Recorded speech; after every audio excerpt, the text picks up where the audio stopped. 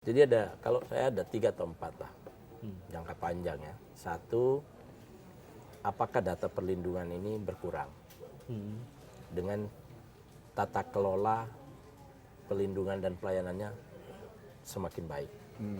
Jadi ada pelayanan di dalamnya, ya kan, semakin bagus enggak gitu, integrity apa enggak gitu. Yang kedua, apakah jumlah orang bekerja ini yang awalnya domestik bertahap naik menjadi yang skill. Kalau skill aman, kalau ini rentan. Ini harus grafiknya kita rubah pelan-pelan. Yang ketiga, menurut saya juga jumlah kesempatan kerja yang ditawarkan 1 juta, kita baru isi 267.000. Menurut saya akan jauh lebih bagus kalau kita isi misalnya tiap tahun 500.000, 400.000. Artinya ukuran keberhasilannya itu semakin banyak PMI kita yang bekerja di luar negeri, tapi skill. Yang dilihat tetap ya. skillnya. Yang kedua, tata kelola sendiri bagus. Ya, tata kelola regulasinya juga bagus, pelayanannya bagus. Tapi Itu ukurannya. Ngomong-ngomong skill, Devisanya mungkin banyak, tambah ya. banyak. 270 triliun kan sekarang. 272 triliun. Nomor 2 terbesar dari migas. itu ngomong-ngomong skill Mas Kading. Kita lihat ASEAN aja dulu. Kalau ngomongin skill pekerja migran, kayaknya kalau Filipina kayaknya skillnya konon kan ya di atas rata-rata.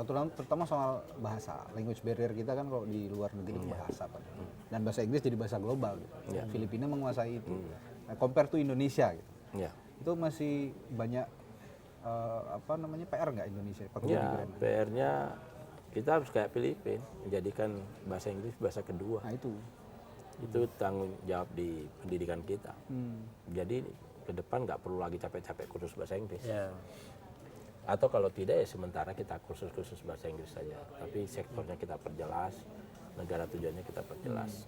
Jadi kalau menurut saya memang ketertinggalan kita dengan Filipina di bahasa. Bahasa saja Kedua ya. mental, Pak. Nah itu mental juga. Mental itu juga problem. Orang Filipina menurut teman-teman cerita teman-teman dubes, teman-teman ini nih jauh lebih siap bekerja di luar daripada kita. Lebih confident. Banting, confident gitu. Lebih confident karena mereka memang Tapi punya kelebihan skill kita bagus. Hospitality kita jauh lebih Ya bagus. hospitality memang iya. Cuman Jauh kalau untuk lebih bagus. Orang-orang luar senang sama kita. Jadi ini PR-nya ya. Menurut saya memang ke depan itu bahasa ini iya. ada 2 cara. Bisa harus jadi di semester akhir itu harus kita genjot bahasa sama skillnya. Ya. Bisa juga sejak awal udah peminatan anak-anak ini. Siapa yang mau ke Jerman, siapa mau ke ini udah. di kurikulumnya atau di lembaga-lembaga pelatihan itu. Bisa lembaga pelatihan. Kalau di kurikulum menurut saya sejak awal anggaplah gini, semua anak SMA yang lulus SMA wajib bisa bahasa Inggris. Nah gitu standarnya dari sini. Nah, kalau itu bagus itu Pak, enak kita Pak. Iya. Nah itu kita harus kerjasama sama Soalnya dikti sama. ada anggapan gini Mas Kading. Kadang-kadang saya juga dengar nih dari beberapa orang gitu. Ya mohon maaf nih, bukannya kita menyalahkan atau membenarkan perlakuan majikan-majikan mereka misalnya di luar negeri, para pekerja migran kita.